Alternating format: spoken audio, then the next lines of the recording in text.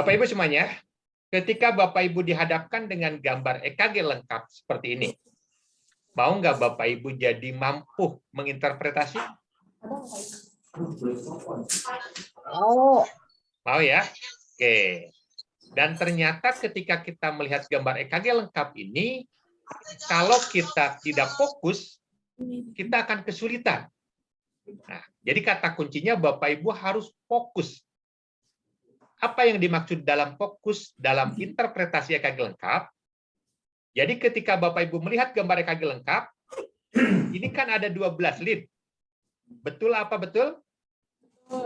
Betul. benar. Bapak Ibu dari 12 lead ini pilih salah satu lead yang menurut Bapak Ibu gelombang P-nya jelas, kompleks QRS-nya jelas, gelombang T-nya juga jelas. Coba Bapak Ibu perhatikan. Lead yang mana yang jelas? Lead 2. Lead 2, oke. Yang menyukai lead 2, silahkan perhatikan lead 2. Ada nggak yang punya pilihan lain? Ada yang menyukai lead 1? Halo? Ada yang menyukai lead 1?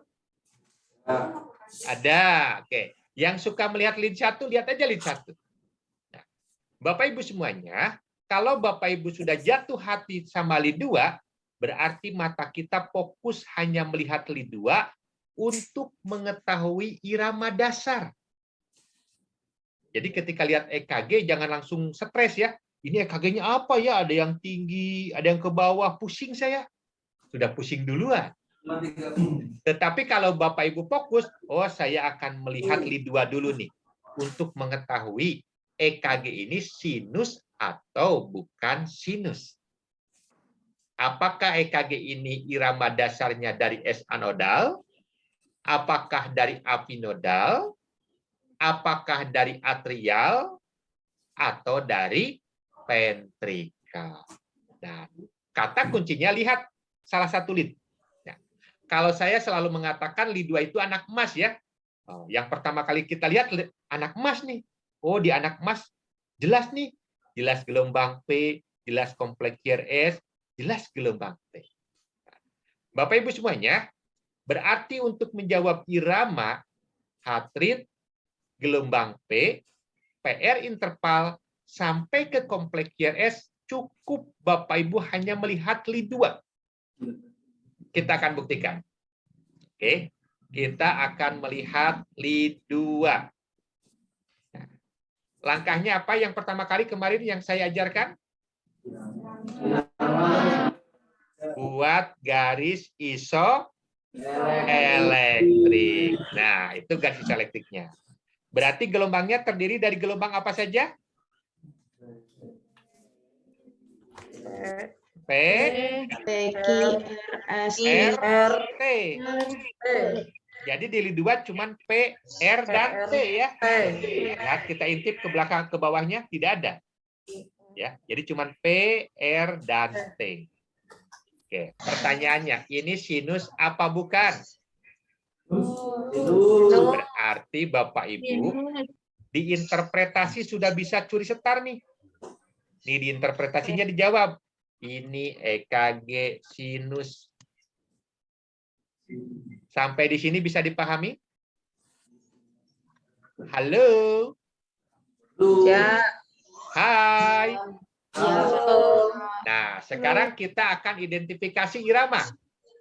Kita identifikasi iramanya.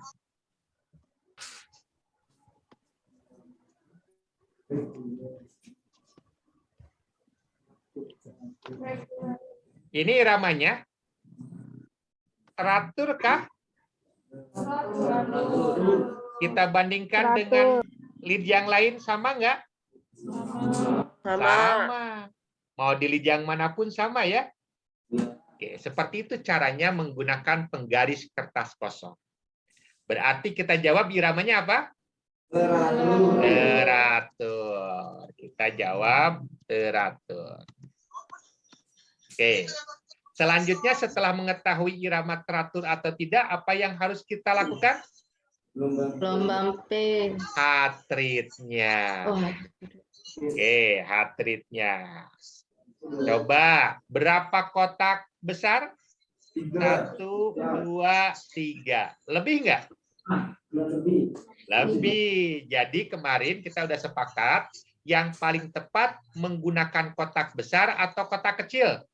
Nah, kalau ujian, Bapak Ibu harus pakai yang tepat. Pakai kotak kecil. Ini kan ada 3 kotak besar, berarti 15 kotak kecil. Setuju? 15, 16, 17, 18. Berarti masukkan di sini. 1.500 dibagi 18. Berapa Bapak Ibu? 83. Nanti Bapak Ibu ujian harus seperti ini, ya. Jadi jangan langsung dijawab 83. Prosesnya harus didokumentasikan. Selanjutnya kita lihat. Mohon maaf yang bocor, suaranya bisa di-mute. Oke. Nah, sekarang kita lihat gelombang P. Nah, Bapak Ibu, untuk melihat gelombang P, saya kasih trik.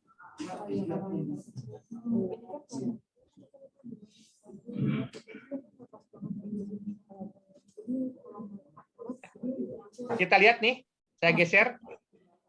Ini garis lurus, saya geser. Nah, berarti kalau kita di lid 2 melihat ada gelombang P, ternyata di lid 1 juga ada gelombang P-nya. Di lid 3 juga ada gelombang P. Di lid 2 panjang juga ada gelombang P-nya. Bisa dipahami Bapak Ibu?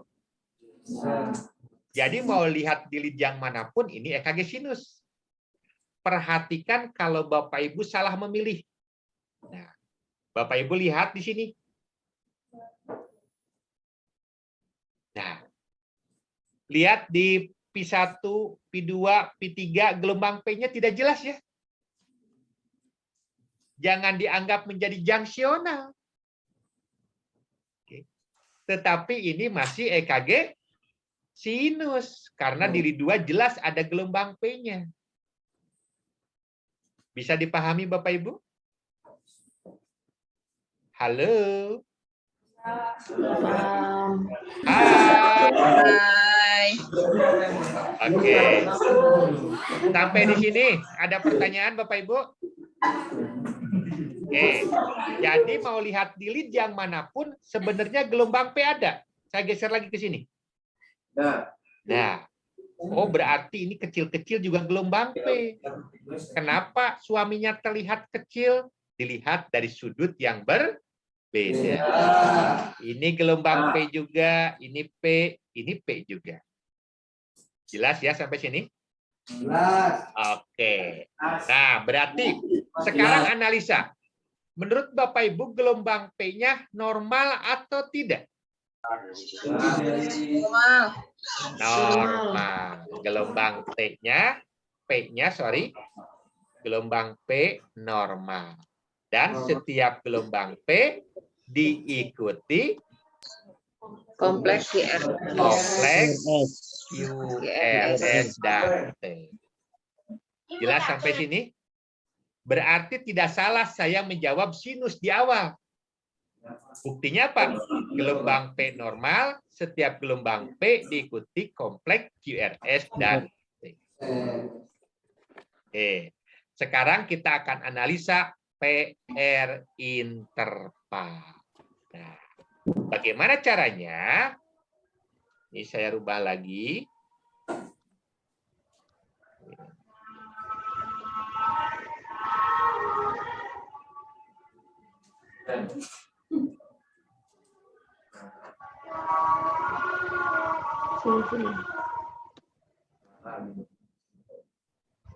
Berarti kalau kita mau menilai PR interval, lihat aja di lid 2 nih. Oke, sebentar saya perbesar dulu. Biar Bapak Ibu bisa melihat. Nah, udah lebih besar Bapak Ibu? Lebih jelas ya? Nah, ya, jelas. Kita lihat nih PR intervalnya. Berapa kotak kecil? 5.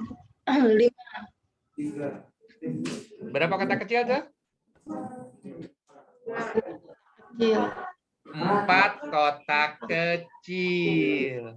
Karena 1 kotak besar kurang kan? Oke. Kalau misalkan ragu 4 kotak kecil, cek lagi di lid yang lain. Coba berapa kotak kecil ya? Oh, cocok 4 kotak kecil. 4 kotak kecil. 4 kotak kecil. Lihat lagi di sini. Oh, sama 4 kotak kecil. Kita dokumentasikan Bapak Ibu. Bagaimana cara mendokumentasikannya? Berarti 4 kakak dikali 0,04 detik. Sama dengan berapa? 0,16. Berarti normal. Bisa dipahami sampai sini Bapak Ibu?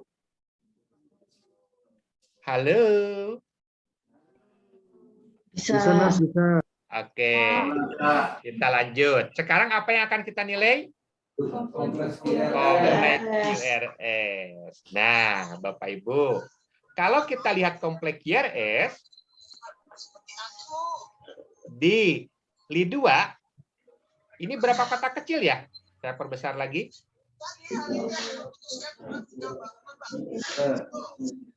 5. Kompleks QRS-nya berapa kotak kecil? 2.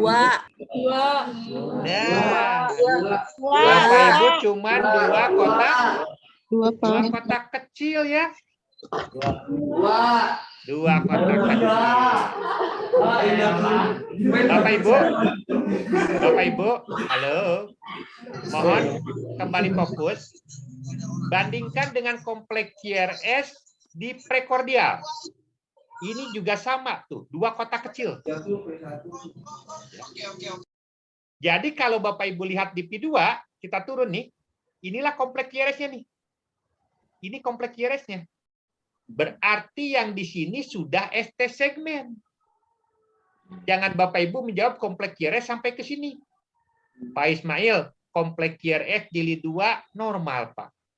Tetapi di P2 kompleks QRS-nya lebar, Pak. Padahal Bapak Ibu salah menganalisa kompleks QRS. Jelas ya? Jadi kalau Bapak Ibu lihat di lid 1 2 kotak kecil, di lid 2 2 kotak kecil, nggak mungkin di P2 menjadi berapa kotak kecil nih? 5, hampir 8 kotak kecil. Bisa dipahami sampai di sini? Oke, berarti kesimpulannya kompleks QRS-nya berapa Bapak Ibu? 2 kotak kecil kali 0,04 detik. Hasilnya 0,08.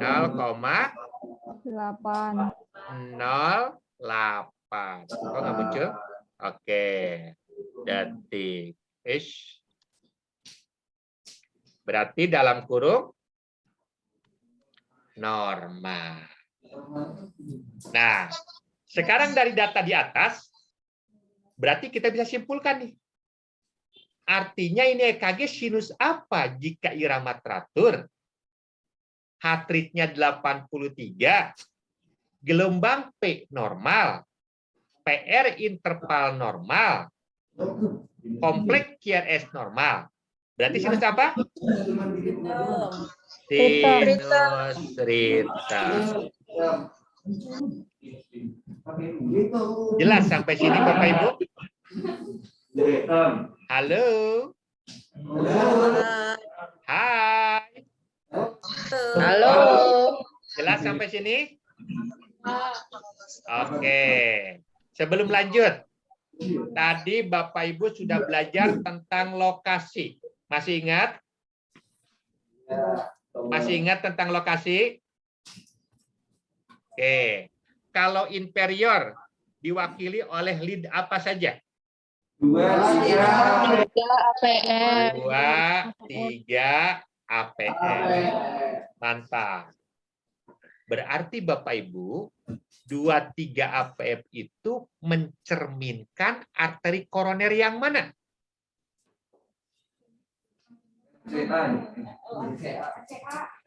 Mantap.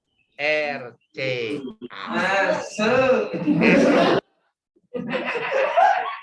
Jadi kalau Bapak Ibu menemukan ada perubahan ST segmen di lid 2, 3, dan APF, yang akan kita salahkan adalah pembuluh darah sebelah kanan. Jelas ya? Kenapa? Karena RCA itu memberikan makanan ke otot jantung bagian bawah.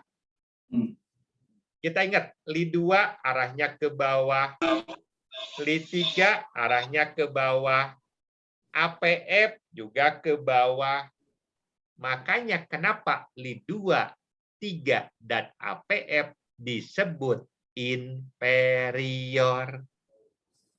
Karena ketiga fotografer sama-sama melihat otot jantung bagian bawah. Jelas? Oke. Kalau yang disebut lateral, lid apa saja yang lateral? Lid 1, APL. Terus? Lid 5. Lid 5. 6. Lid 6. Mantap. Habisin dulu. Kalau anterior? V3 dan V4. Oke, anterior itu. Oke, silakan silent dulu Bapak Ibu. Oke, silent dulu. Oke. Jadi yang disebut anterior itu P2, P2, P3 itu udah disebut anterior. Pak Ismail, bagaimana kalau P3 dan P4? Itu juga disebut anterior. Jadi yang disebut anterior itu P1, P2 anterior, P3, P4 anterior. Kalau ada P1-nya, P1, P2 itu disebutnya bukan anterior, tapi disebut septal. Oke, mantap. Pak Ismail, bagaimana kalau dari P1, P2, P3? Disebut anteroseptal.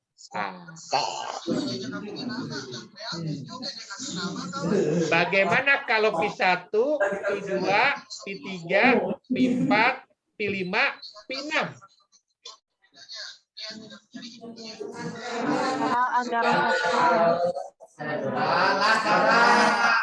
Anterolateral.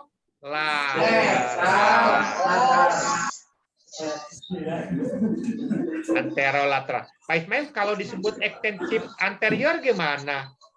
Apa bedanya ekstensif anterior dengan anterolateral? Ayo, lihat modulnya. 1 sama AVL. Nah, kalau anterolateral itu harus ada perubahan juga di 1 dan APL. Tetapi kalau di 1 APL-nya tidak ada berubah, disebut ekstensif anterior. Jelas ya? Jadi kalau dari P2 sampai P6 itu disebut ekstensif anterior. Tetapi kalau lid 1 dan APL-nya ikut berubah, berarti ekstensif anterolateral. Jelas Bapak Ibu? Oke. Nah, bagaimana cara mengaplikasikannya, Pak? Begini Bapak Ibu cara mengaplikasikannya. Oke. Kita akan mulai dari lid 2. Kita akan mulai dari lid 2.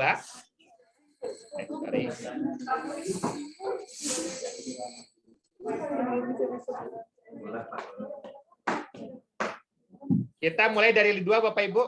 Ini saya buat garis isoelektrik. Bapak Ibu perhatikan. Ada perubahan ST segmen kah di lid 1? Adakah perubahan ST segmen di lid 1? Naik sedikit. Naik sedikit. Jadi bermakna atau tidak kalau naiknya baru sedikit? Tidak. Kapan dikatakan bermakna? Lebih dari 2 kotak ya. Oke. Nah, sekarang berarti kita harus sepakat Bapak Ibu. Bapak Ibu catat. Bapak Ibu yang lain bisa silent dulu biar suara saya jelas. Oke. Silakan Bapak Ibu dicatat. Kapan ST elevasi menandakan pasiennya khas mengalami serangan jantung koroner? Saya ulangi. Kapan ST elevasi menggambarkan bahwa pasiennya mengalami serangan jantung koroner? Ada yang tahu? Jawabannya ingat angka 3. angka 3. Jadi ada 3 kriteria yang akan membuat kita curiga ini ST elevasi khas pasiennya mengalami serangan jantung. Kriteria yang pertama, jika Bapak Ibu menemukan perubahan ST segmennya itu lebih dari 2 kotak atau 2 lead yang berdekatan. Saya ulangi. Yang pertama, jika kita menemukan ST elevasinya itu pada 2 lead yang berdekatan. Syarat yang kedua,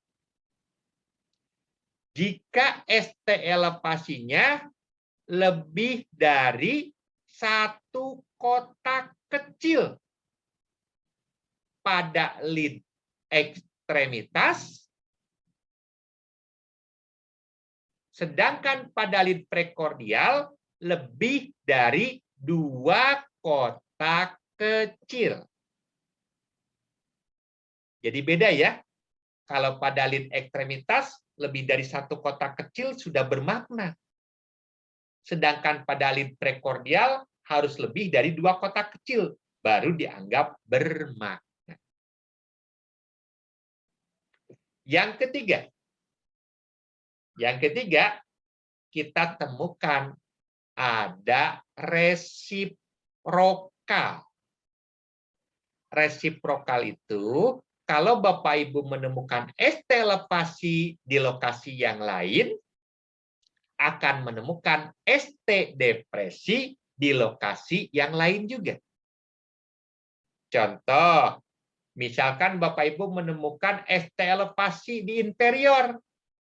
Nanti Bapak Ibu bisa menemukan ST depresi di anterior atau ST depresi di lateral.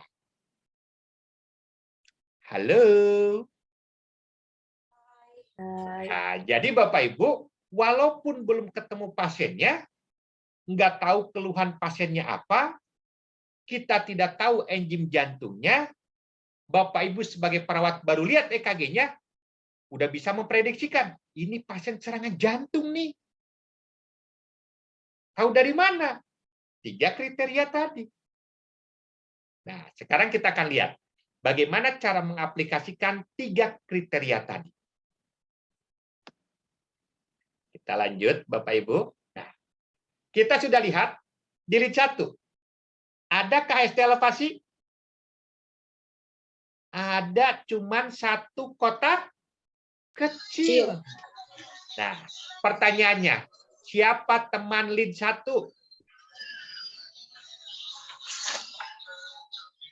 APL. Oke, kita akan lihat di APL-nya nih. Nah, kita akan lihat di APL. Kita lihat di APL. Nah, temennya mendukung nggak? Ya, Nah, berarti bermakna apa tidak? bermakna. Bermakna. Makanya Bapak Ibu, carilah teman itu yang akan mendukung kita ke hal-hal yang positif. Ketika kita bergaul sama teman-teman yang banyak beraurakan negatif, kita ikut ke bawah negatif. Ketika kita bergabung dengan teman-teman yang selalu berperilaku positif, kita akan ikut berperilaku positif. Sama halnya dalam interpretasi EKG. Di lid 1 nggak khas nih estelepasinya. Tapi di APL jelas lebih dari satu kotak kecil. Berarti bermakna. Jelas Bapak Ibu? Oke, jadi tulis ya. Kita menemukan estelepasi di lid 1 dan APL. Siapa lagi teman lid 1 dan APL? P5, P6. Oke, P6.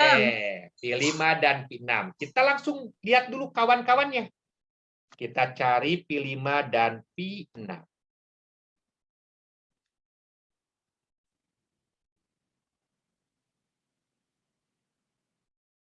Nah, ini kita lihat di P5. Cocokkah estelepasi? Cocok. Cocok. Siapa lagi temannya? P6. P6. Kita lihat P6-nya.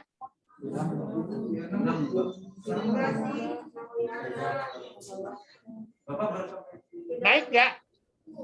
Enggak. Tidak. Jadi bermakna apa tidak? Enggak. Bermakna dong. Kan ada lid 1, APL, sama P5. P5.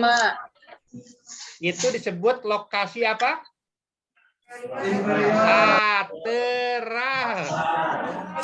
1 APL, P5. Oke, kita lanjut. Boleh di silent lagi. Mohon kerjasamanya Bapak Ibu, terima kasih. Biar suara saya bisa terdengar oleh peserta yang lain. Bapak Ibu semuanya, tadi kita sudah bahas bahwa lateral ini bertetangga dengan negara anterior. Sama halnya Ukraina dengan Rusia bertetanggaan. Ya. Yang lagi tren gitu ya.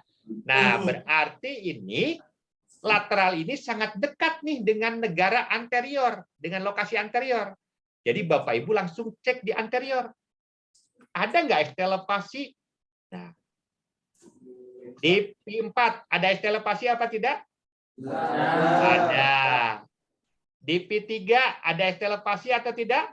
Ada. Di P2 ada estelepasi apa tidak? Ada. Ada.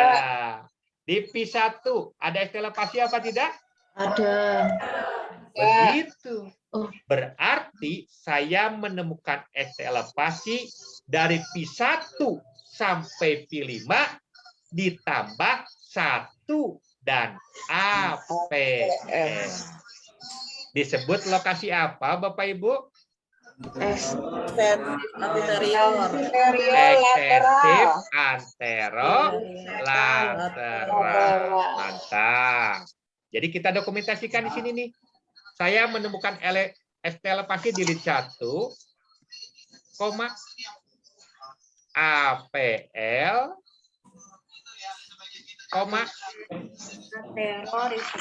P1 sampai P5. Dalam kurung disebut apa tadi? Ekstensif anterolateral. Bisa dipahami Bapak Ibu sampai sini? Halo. Hai. Hai. Halo. Oke. Berarti yang belum kita lihat di lid inferior, ya. Kan tadi lateral dan anterior sudah kita kaji. Nah, sekarang kita lihat di lid inferior. Kita temukan apa ya di inferior?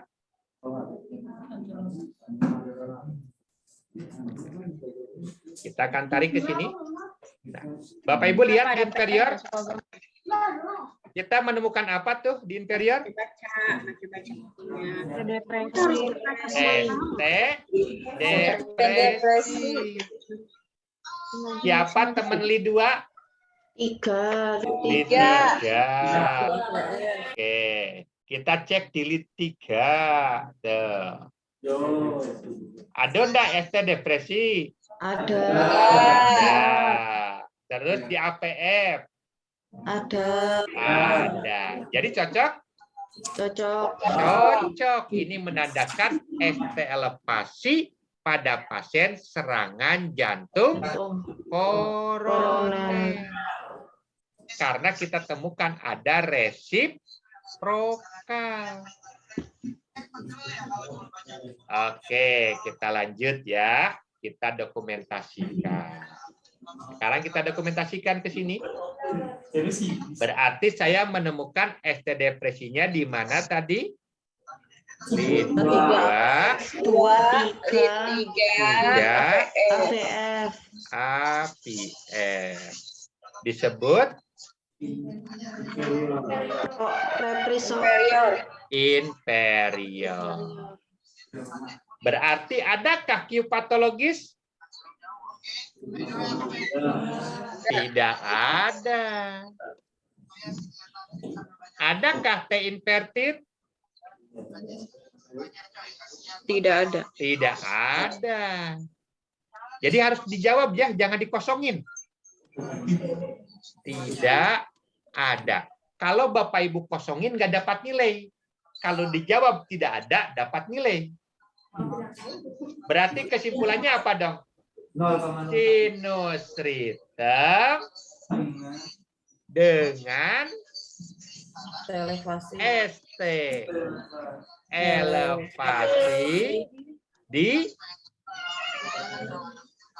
X Di anterolateral. lateral. Oke, anterolateral. Kemudian ST depresi di inferior. Bisa dipahami sampai sini Bapak Ibu? Halo? Halo? Hai. Hai. Halo. Nah, kalau nanti besok Bapak Ibu ujian bisa menginterpretasikan seperti ini, nilainya 100.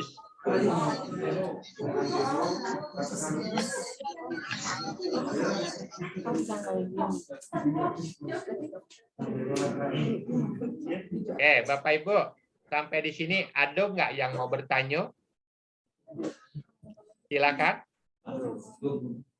Ada yang mau bertanya, Bapak Ibu?